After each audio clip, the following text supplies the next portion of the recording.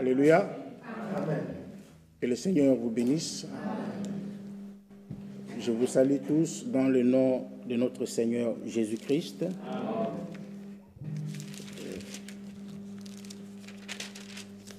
J'espère que nous sommes dans la joie de venir dans la maison de notre Seigneur pour entendre sa voix. Mais avant d'aller plus loin, je voudrais d'abord donner un petit conseil au peuple de Dieu. Le dimanche après culte, j'ai eu une conversation avec le frère Job qui m'a parlé de deux sœurs dans cette assemblée qui s'étaient absentées le vendredi passé parce qu'elles étaient choquées par la prédication que j'avais donnée le mardi passé. Et elles en ont ou l'une d'elles en a parlé avec le frère Job. Et le frère Job m'en a parlé aussi. Ça m'a fait mal. Parce que nous avons toujours dit et redit dans cette assemblée que lorsque un prédicateur, qui qu'il soit, prêche quelque chose qui vous a peut-être choqué, que vous n'avez peut-être pas bien compris, il faut aller trouver la personne qui a prêché. C'est vraiment sage. Trouver la personne qui a prêché. Parce que lui, au moins, est responsable de ce qu'il a dit. Il peut vous donner, vous expliquer le contexte dans lequel il a dit certaines choses que vous n'avez pas bien compris. Vous l'avez peut-être pris dans un certain contexte qui est différent de celui qui a apporté la parole de Dieu. Et ça fait des dégâts comme ça, c'est pas bon. Et on n'a pas le temps. Mon frère Jean-Claude est là, il est prédicateur. On n'a pas le temps à la chaire ici de décortiquer chaque mot, chaque chose, de donner les détails de chaque chose qu'on dit ici à la chaire. On n'a pas ce temps-là. Alors, si vous avez mal compris quelque chose, venez voir le prédicateur. C'est vraiment sage. N'allez pas voir le frère Job, n'allez pas voir le frère Quira, ou le frère Michel, non. Venez, allez voir celui qui a prêché la parole de Dieu.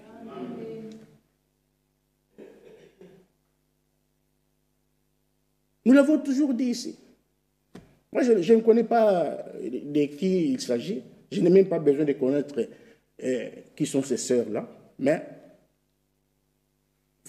soyons sages. Soyons sages. Parce que quand vous allez voir le diable, vous allez voir Job, par exemple. Ah, le frère Guédon a prêché ceci, a prêché. Le frère Jean-Claude a prêché ceci, et voilà. Mais bon, pour qu'il fasse quoi? Pour qu'il fasse quoi? Pour qu'il vienne corriger la chose à la place du prédicateur qui a prêché? Ça n'a aucun sens. Nous sommes une famille. Nous sommes frères et sœurs. Fils et filles d'un même père. Nous devons vraiment vivre dans... Quand vous venez voir le prédicateur, si dans votre démarche, vous avez raison, mais ça va aider le prédicateur. Ça va l'aider. Moi, personnellement, ça va m'aider. Je n'aurai pas honte ou les jambes lourdes pour venir ici et corriger. Non.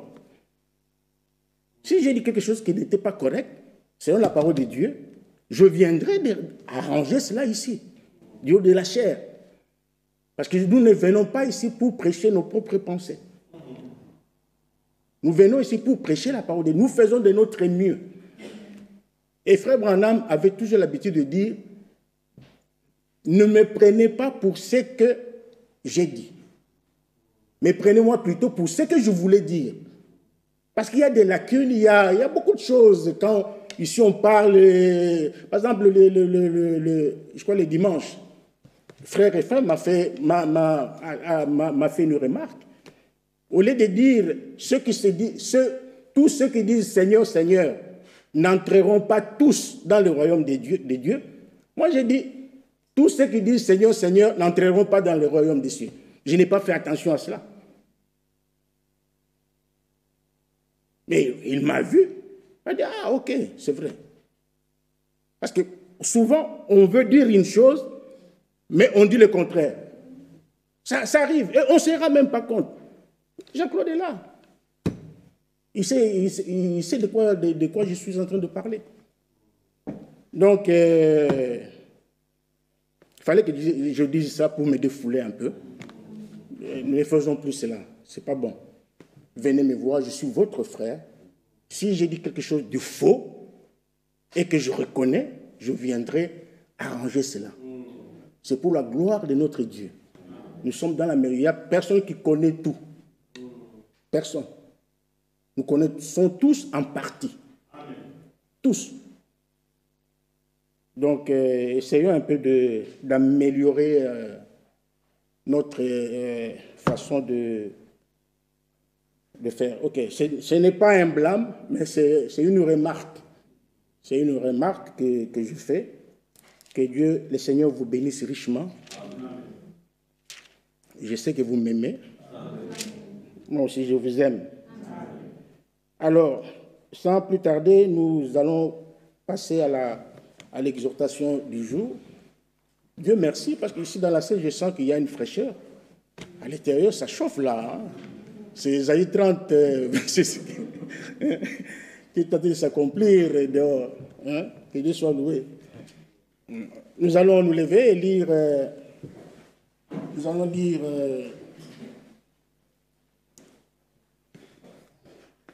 Dans Luc chapitre 10.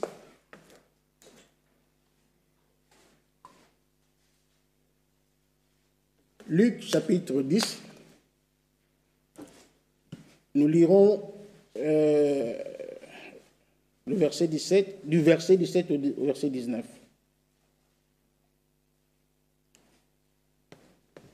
Commençons même au verset 16.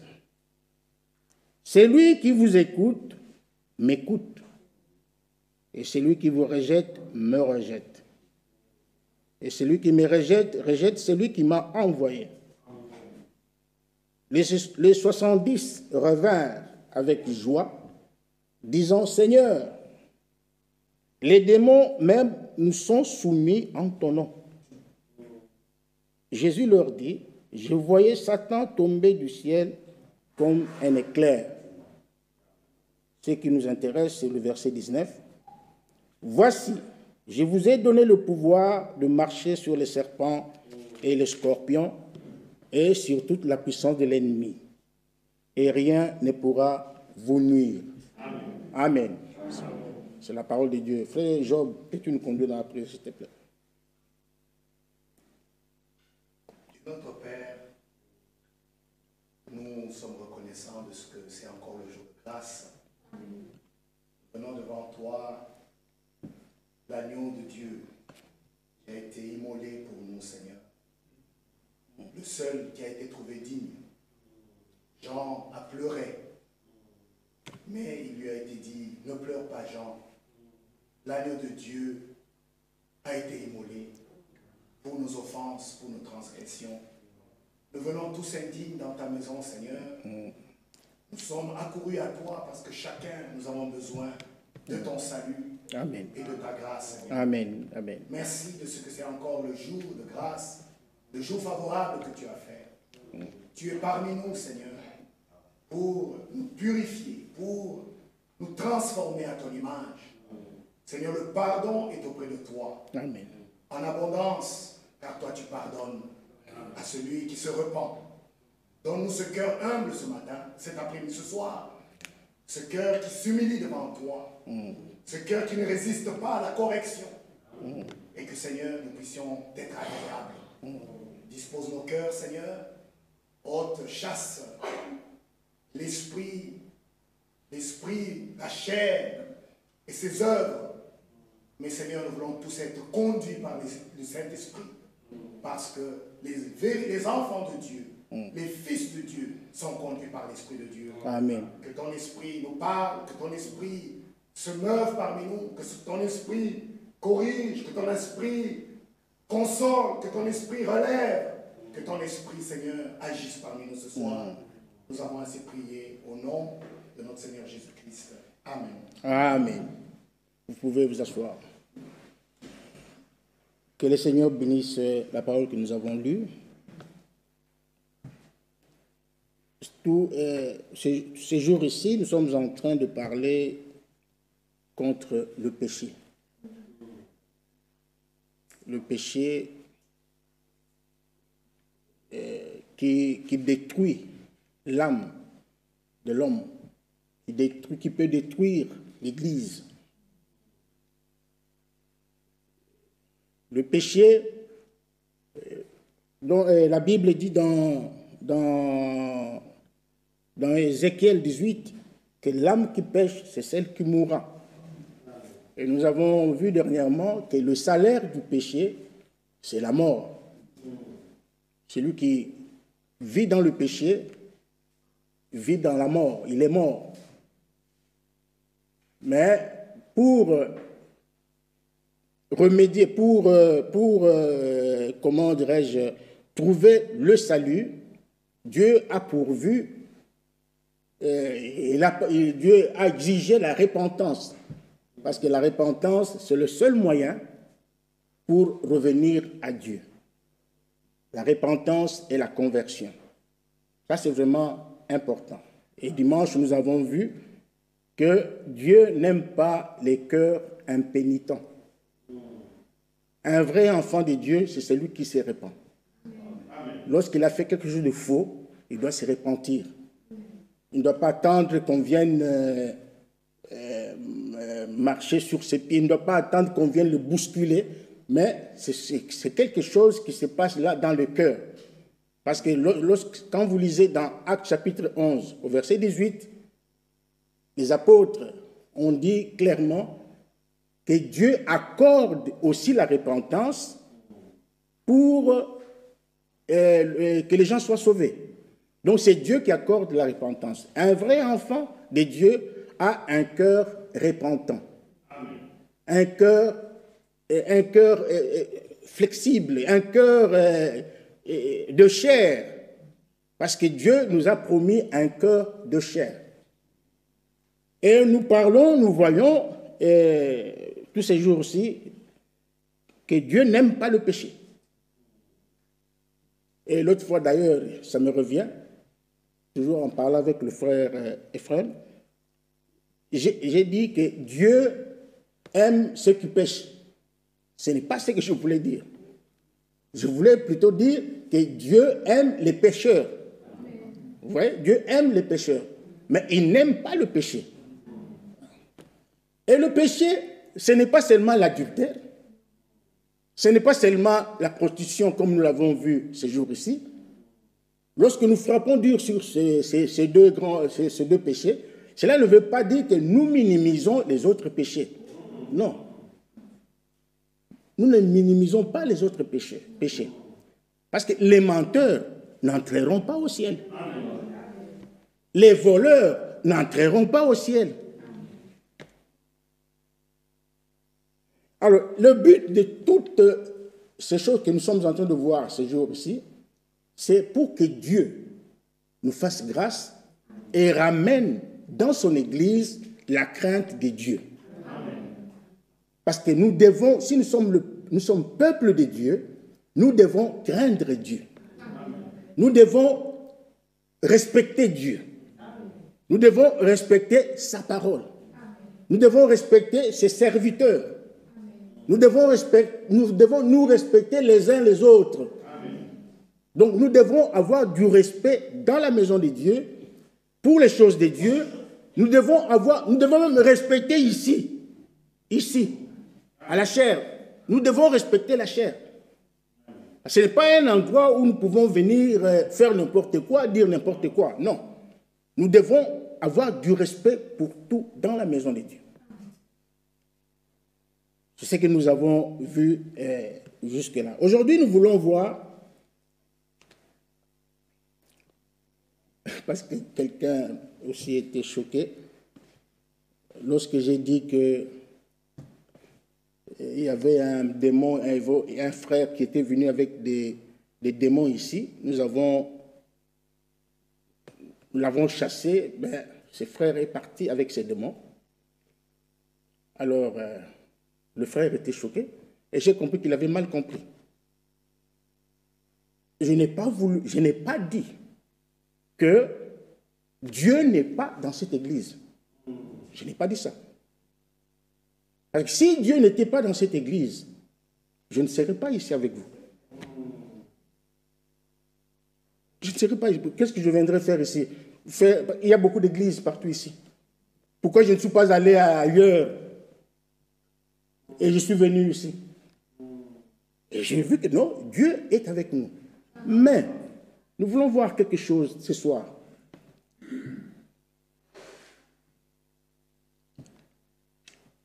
Dieu avait donné un message, ou plutôt, il avait donné un message à Moïse.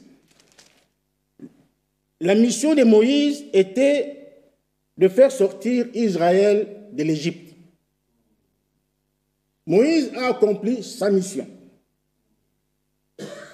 Et après Moïse, Dieu a suscité Josué pour faire entrer le peuple d'Israël dans la terre promise. Jusque-là, vous me suivez. Dans Josué chapitre 1er, nous pouvons lire quelque chose. Josué chapitre 1, à partir du premier verset, la Bible dit ceci. Après la mort de Moïse, serviteur de l'Éternel, l'Éternel dit à Josué, fils de Nun, serviteur de Moïse, Moïse, mon serviteur, est mort. Maintenant, lève-toi, passe ces Jourdains, toi et tous ces peuples, pour entrer dans le pays que je donne aux enfants d'Israël. Maintenant, suivez bien. Le verset 3 dit, tout lieu que foulera la plante de votre pied, je vous les donne comme je l'ai dit à Moïse. Ça, c'est une promesse. Dieu a fait la promesse à Israël. Israël qui était sous la conduite de Josué. La mission était d'entrer dans la terre promise. Alors Dieu dit, tout lieu que foulera la plante de votre pied, je vous les donne. Comme je l'ai dit à Moïse. Le verset 5, il dit, nul ne tiendra devant toi tant que tu vivras. Je serai avec toi comme j'ai été avec Moïse. Je ne te délaisserai point, je ne t'abandonnerai point. Fortifie-toi et prends courage, car c'est toi qui mettras ce peuple en possession du pays que j'ai juré à leur père de leur donner. Ça, Dieu donne encore plus de garanties à Josué. Il dit, nul ne tiendra devant toi tant que tu vivras. C'est une forte déclaration, une grande promesse. Et c'est une promesse qui est sortie de la bouche, pas de la bouche de n'importe qui, mais de la bouche du Dieu Tout-Puissant, de l'Éternel lui-même. Et cela a donné de l'assurance à Josué ainsi qu'au peuple d'Israël. Alors, au chapitre 5, toujours dans Josué,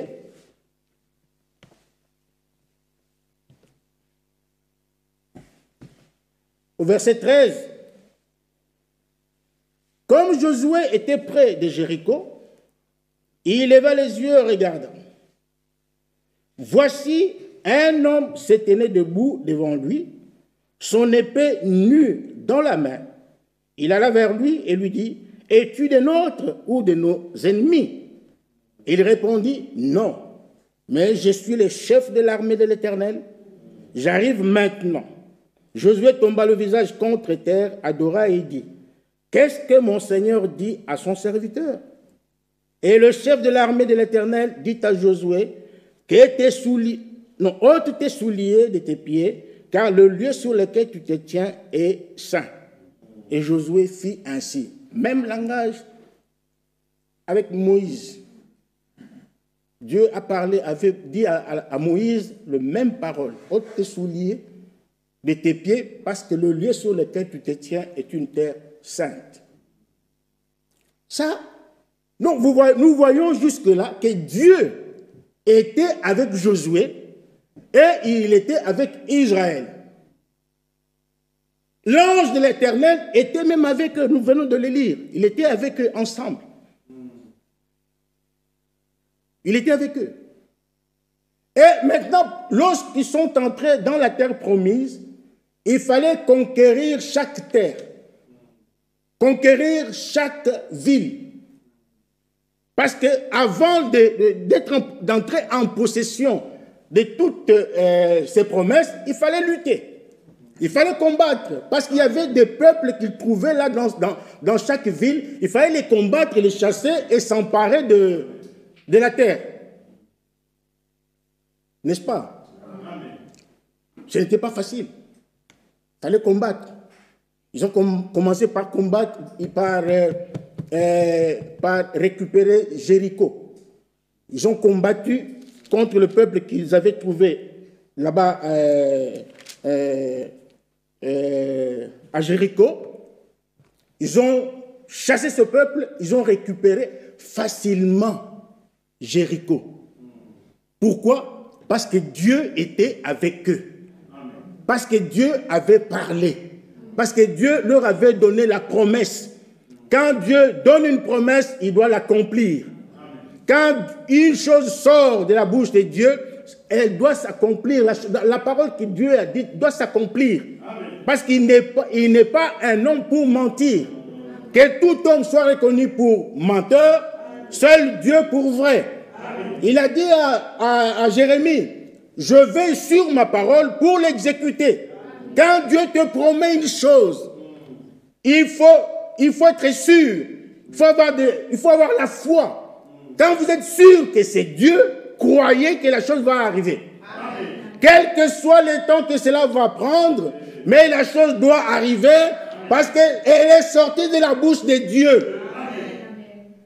Toutes les promesses de Dieu sont certaines, sont oui et amen. Dieu ne se trompe pas, Dieu ne ment jamais, ce qu'il dit est vrai. Ils ont combattu Jéricho, ou plutôt les ennemis qui étaient dans Jéricho, et ils ont pris possession de Jéricho. Ils ont crié, jubilé. Mais, il s'est passé quelque chose. Il s'est passé quelque chose.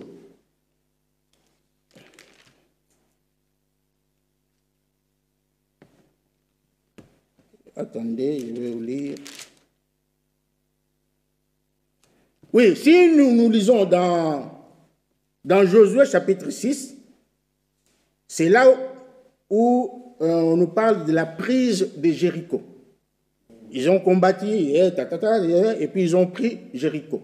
Mais maintenant, au verset 18, Josué chapitre 6, au verset 18, ici, Josué donne un avertissement au peuple de Dieu, au peuple d'Israël. Il leur donne, il les met en garde. Il leur dit ceci: gardez-vous seulement de ce qui sera dévoué par interdit. Amen. Car si vous preniez de ce qui vous aurait dévoué par interdit, vous mettriez le camp d'Israël en interdit et vous y jetteriez les troubles. Amen. Est-ce que vous m'avez suivi? Amen.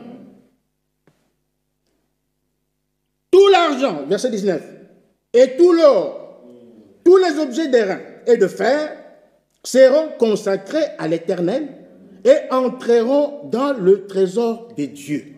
Amen. Dieu était avec eux, Dieu les soutenait, Dieu leur a donné la victoire et ils se sont emparés de Jéricho. Mais il y avait un commandement, ils ne devaient pas toucher à ce qui était interdit. Il y avait de l'interdit. Il fallait s'en méfier, il fallait aller loin de l'interdit. C'était un commandement de Dieu. Dieu a donné de l'assurance à Josué et au peuple d'Israël, mais il a aussi donné un commandement qu'il fallait respecter. Lorsque vous ne respectez pas un commandement de Dieu, Dieu vous rejette, qui que vous soyez. Qui que vous soyez. Que vous soyez Moïse, que vous soyez, je ne sais pas, Branham, Franck ou qui que ce soit. Si vous ne respectez pas les commandements de Dieu, Dieu vous rejette. Il vous rejette. Pour revenir à lui, il vous faut une réelle, véritable repentance. Alors, le commandement que Dieu avait donné au peuple d'Israël était qu'il ne fallait pas toucher à l'interdit.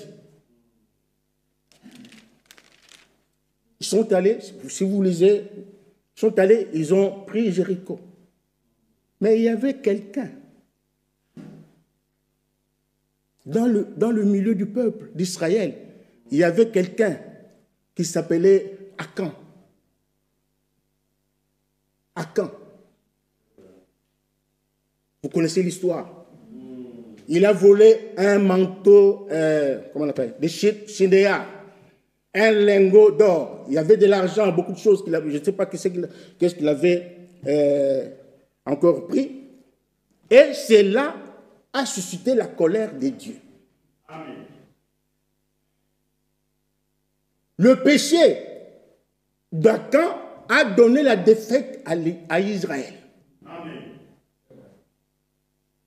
Israël devait aller combattre contre une petite ville qui s'appelle Haï. Vous pouvez le lire, on n'a pas le temps, de lire tout ça. Une petite ville. Au verset, quand nous lisons dans Josué 7, permettez-moi de le lire quand même, le verset 2, Josué envoya de Jéricho des hommes vers Haï, qui est près de Beth-Aven, à l'orient de Bethel. Il leur dit, montez et explorez le pays, et ces hommes montèrent et explorèrent Haï. Maintenant le verset 3, ils revinrent auprès de Josué et lui dirent, il est inutile de faire marcher tout le peuple. 2 ou 3 000 hommes suffiront pour battre Haï. Ne donne pas cette fatigue à tout le peuple, car ils sont en petit nombre. Ils ont minimisé cette ville, ce peuple-là. Effectivement, devant Israël, c'était un petit peuple, une petite ville. 2 ou 3 000 hommes suffisaient. Et ils avaient raison, parce qu'Israël était fort. Israël, Dieu était avec lui. Dieu était avec Josué. Partout où ils allaient, ils récoltaient la victoire. Partout. Mais arrivé là, écoutez le verset 4, 3 000 hommes environ se mirent en marche, mais ils prirent la fuite devant les gens de Haï. Ils prirent la fuite. Israël, le peuple fort, le peuple de Dieu, qui avait même l'ange avec une épée nue dans sa main, qui était avec eux. Mais devant ce peuple, ils ont fui. Ils ont fui. Le verset 5. Les gens d'Haï leur tuèrent environ 36 hommes. Ils les poursuivirent depuis la porte jusqu'à Shebarim et les battirent à la descente. Le peuple fut consterné et perdit courage.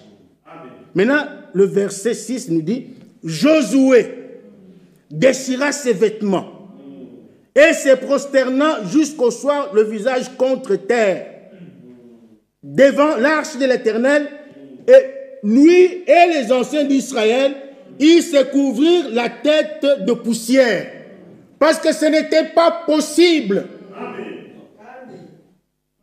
Ce n'était pas possible qu'ils récoltent un échec. Parce qu'ils avaient la promesse de Dieu. Le grand Jéhovah était avec eux. Tous, Dieu a dit, nul ne tiendra devant toi tant que tu vivras. Mais arrivés devant le peuple d'Aï, ils ont récolté un échec. Israël, le peuple de Dieu. Maintenant, on nous dit ici que comment il s'appelle, Josué et les anciens se sont remis en question. Se sont posés des questions. Mais qu'est-ce qui ne va pas? Qu'est-ce qui ne va pas? Nous avons le grand Jéhovah, le grand Dieu. Mais pourquoi cet échec? Ça, c'est la position que l'Église doit aussi avoir. Amen.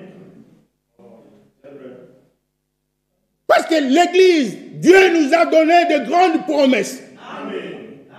Jésus a dit dans Marc chapitre 16, « Voici les miracles qui accompagneront ceux qui auront cru. Amen. À mon nom, Alléluia. Vous chasserez des démons. » Et nous avons lu dans Luc chapitre 10, Jésus a dit, « Je vous ai donné le pouvoir de marcher sur les serpents et les scorpions et sur toute la puissance de l'ennemi. » Et il ajoute, il dit, « Rien ne vous nuira. Amen. Rien ne pourra vous nuire. Amen. Rien. » Alléluia. Et Jésus a dit dans Matthieu chapitre 16, il a dit, « Sur ce roc, je bâtirai mon église. » Pas ton église, pas son église, mais mon église. Et il dit, les séjours de porte, le porte du séjour des morts ne prévaudront point contre elle. Amen. Donc, rien ne peut vaincre l'église du Dieu vivant. Amen. Voilà pourquoi. C'est ça qui était dans mon intention.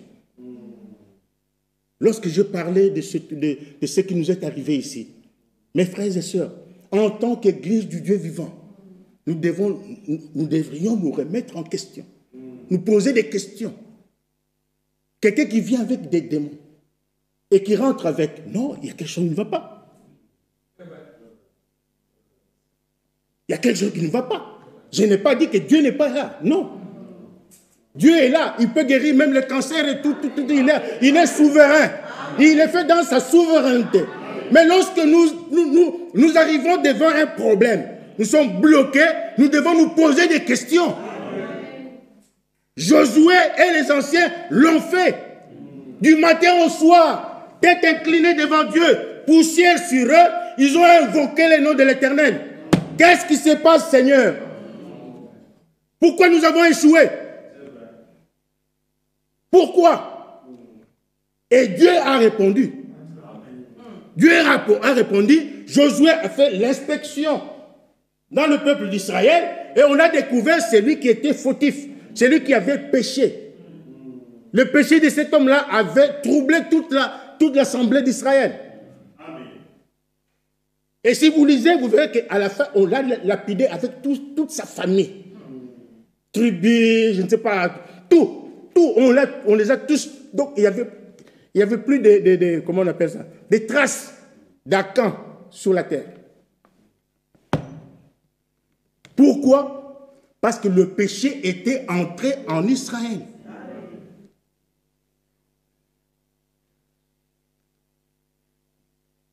Le péché était entré en Israël.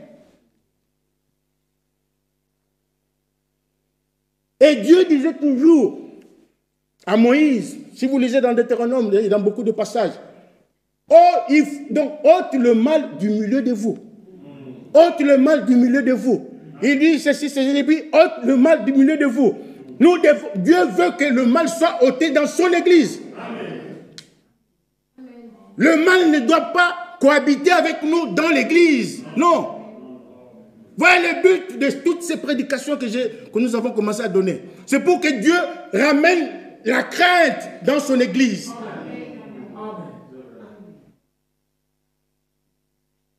Quels que soient les démons qui viendraient ici, il faut qu'ils soient anéantis, qu'ils partent. Nous avons le pouvoir. Nous sommes le peuple de Dieu. Et David dit, l'Éternel est mon berger, je ne manquerai de rien. Rien. Tout ce dont nous avons besoin se trouve entre les mains du Seigneur.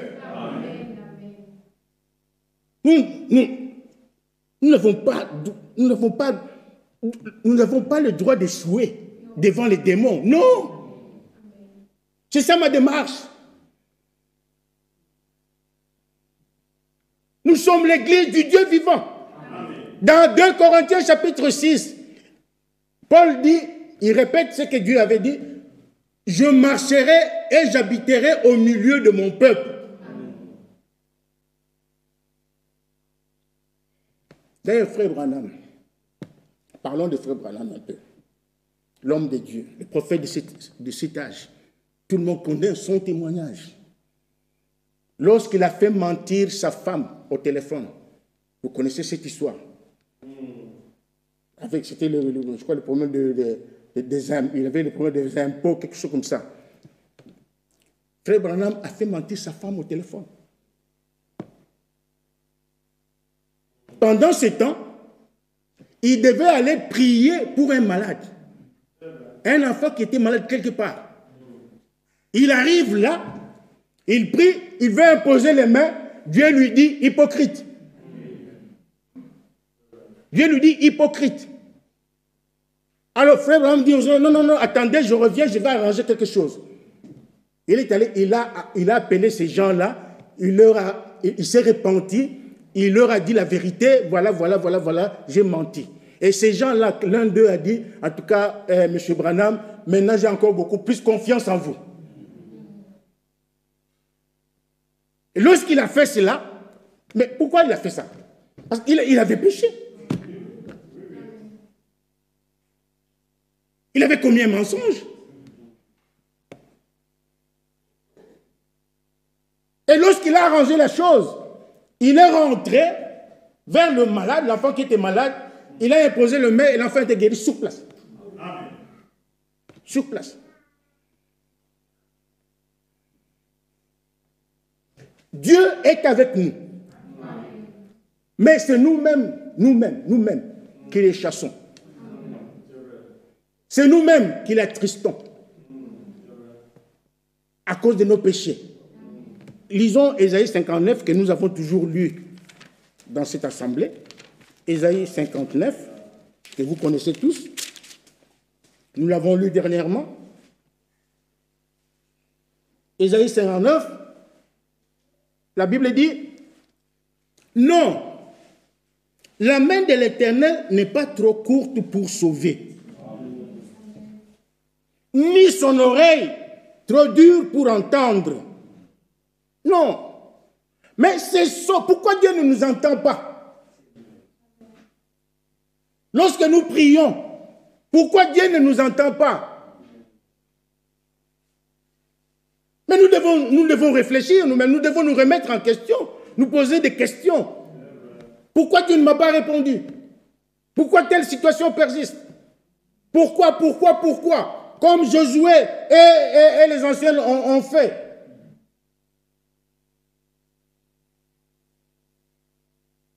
C'est vrai qu'il y a aussi des épreuves.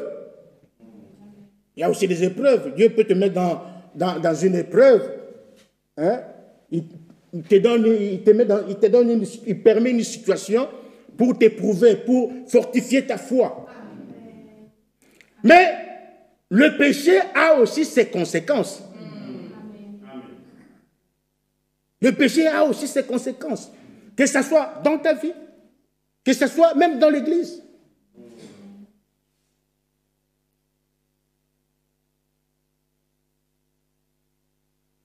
Non, la main de l'Éternel n'est pas trop courte pour sauver, ni son oreille trop dure pour entendre.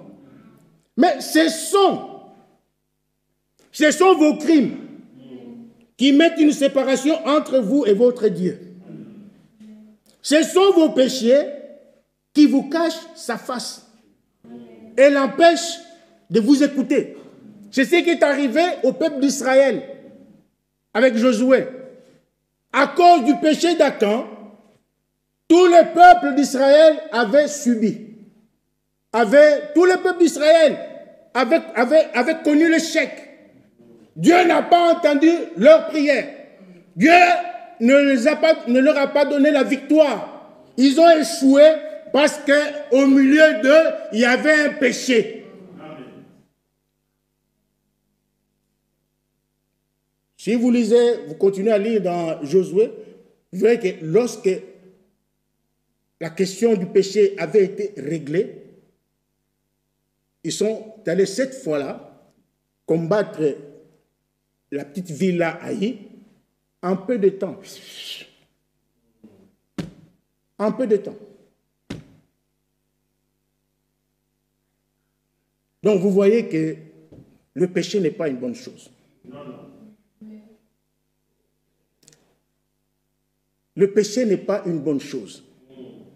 Ceci est valable pour tout le monde, même pour moi qui vous prêche.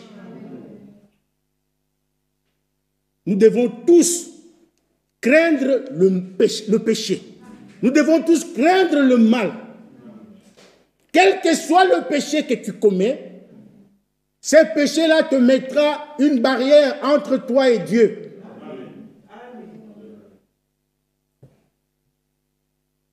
Il te mettra une barrière. Et pour toi, le ciel sera des reins. Tu cries, mais ça ne passe pas. Tu cries, tu peux crier toute la nuit. Tu peux crier toute la journée, mais ça ne passera pas. Tant que tu n'as pas mis ta vie en ordre, tant que tu n'as pas arrangé la chose avec Dieu, avec ton prochain, avec ton voisin, Dieu n'entendra pas ta prière. Jean 9, 31 nous dit, est clair. On nous dit là-bas que Dieu n'exauce pas les pécheurs. Dieu n'exauce pas les pécheurs.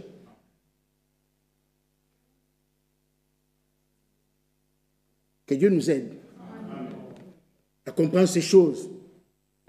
Hein? Que Dieu nous aide à comprendre ces choses. À la maison, si vous avez le temps, lisez vraiment ces passages de Josué 1, Josué 5, Josué 7. Mais je voudrais revenir un peu sur... vous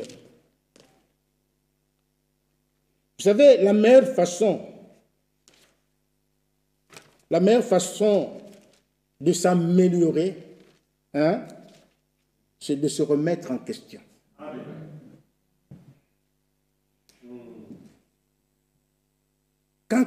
C'est comme un enfant.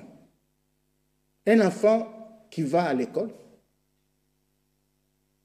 qui est connu intelligent, il est intelligent. Chaque année, il fait des bons points. Chaque année, il fait des bons points. Il amène toujours un bon bulletin à la maison. Et puis un jour, l'année prochaine, il vient avec un mauvais bulletin. Mais cet enfant-là, s'il veut améliorer pour l'année prochaine, il doit se remettre en question. Il doit se poser des questions. Pourquoi j'ai échoué? J'ai toujours été intelligent à l'école. J'ai toujours amené de bons points. Mais cette année, qu'est-ce qui s'est passé? Qu'est-ce qui m'est arrivé? Lorsqu'il va faire cet examen de conscience, il comprendra, s'il est sincère, il comprendra d'où vient le problème. Peut-être qu'il avait négligé, peut-être il a suivi un mouvement, peut-être, donc il comprendra. Et lorsqu'il comprendra, alors il va remettre les choses sur les rails et l'année prochaine, il ramènera de bons points à la maison. Dieu peut être avec nous. Dieu est avec nous. Nous marchons avec lui.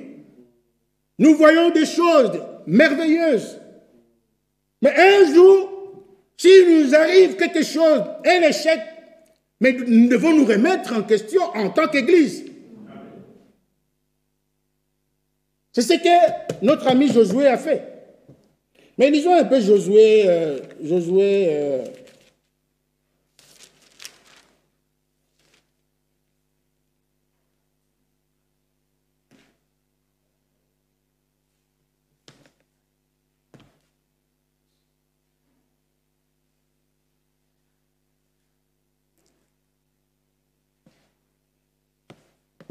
Josué, verset, oui, chapitre 7, oui.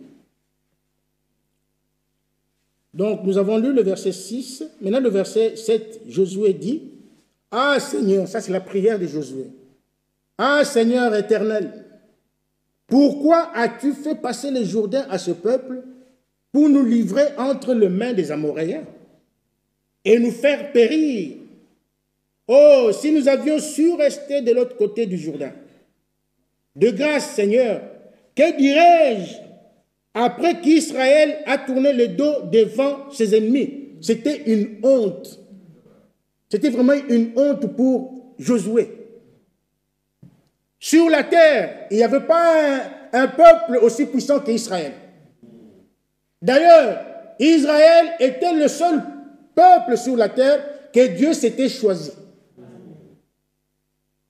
Dieu était avec lui. Mais il dit, Jésus était étonné. De grâce, Seigneur, que dirais-je après qu'Israël a tourné le dos devant ses ennemis? Maintenant, écoutez. Les Cananéens et tous les habitants du pays la prendront.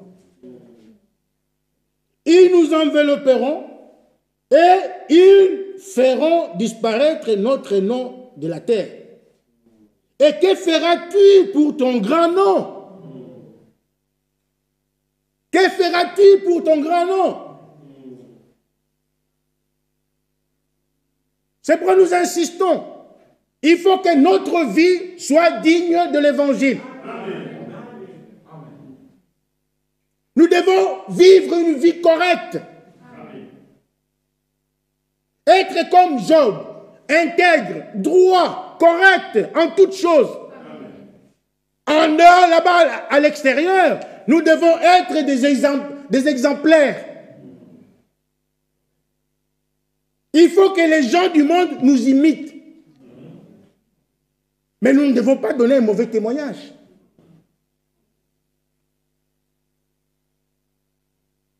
Si nous avons un mauvais témoignage, si nous donnons un mauvais témoignage, que diront les autres? Que diront-ils? Les gens vont se moquer de nous.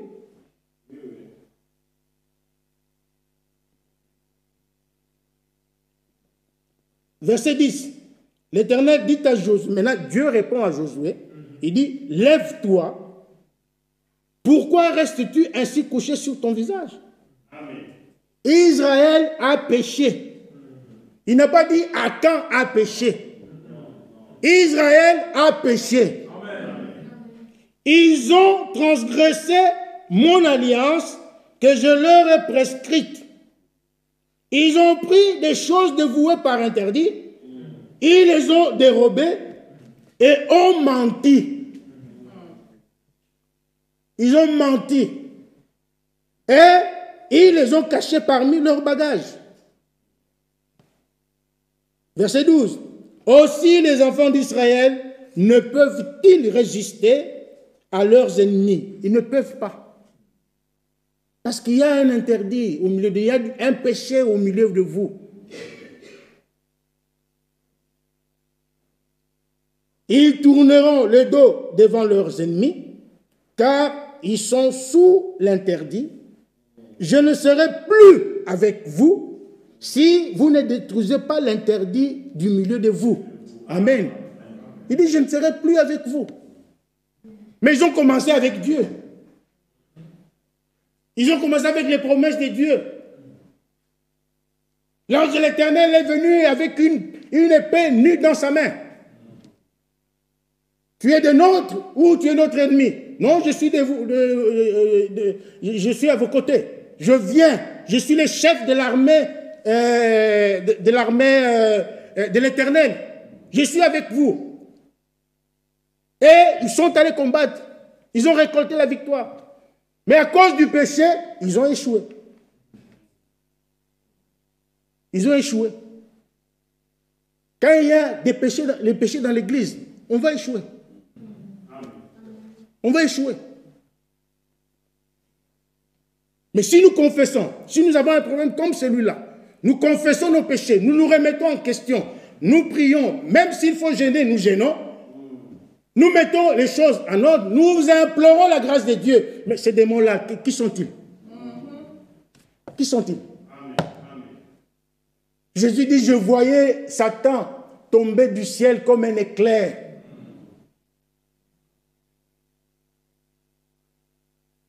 Et même les disciples, lorsqu'ils sont allés, lorsque Jésus les a envoyés 2 à 2, la Bible dit qu'ils sont revenus joyeux, heureux, contents. Pourquoi? Parce que les démons leur étaient soumis. Je ne sais pas si vous m'avez compris. Je vous ai donné le pouvoir de marcher. Mon frère, si tu crois réellement à cette promesse, elle s'accomplira dans ta vie. L'Église, si vous croyez à cette promesse, elle s'accomplira au milieu de vous. Je vous ai donné le pouvoir de marcher sur les serpents et les scorpions. Et il ne s'arrête pas là. Et sur toute la puissance de l'ennemi. Donc, c'est-à-dire, vous avez le pouvoir sur tout l'enfer. Tous les démons qui sont en enfer, même si vous êtes seul avec Christ en vous, vous êtes seul devant tous les démons du monde entier. Ils sont là devant vous. Ils ne vous feront rien.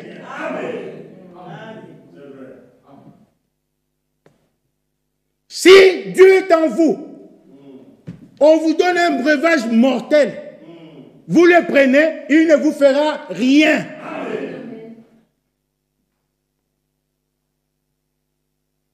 Vous êtes dans la brousse, dans la forêt, un serpent, c'est colle à vous comme ce fut le cas de Paul. Vous ferez comme Paul.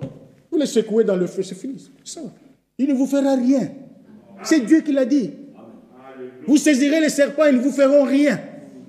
Vous imposerez les mains aux malades, ils seront guéris. C'est la parole de Dieu. Nous devons vivre ces choses. Nous devons vivre ces choses. Mais pour que cela devienne une réalité dans notre vie ou dans l'Église, nous devons lutter, combattre contre le mal, contre le péché, bouter le péché dehors. Le péché n'a pas sa place dans l'Église du Dieu vivant. Il faut le mettre dehors. Il faut le combattre. Jour et nuit, le combattre. Il faut que le péché soit combattu. Nous n'avons pas à lutter contre la chair et le sang, mais contre les esprits mauvais, contre les dominations, contre les autorités. Nous avons le pouvoir. Que le Seigneur vous bénisse.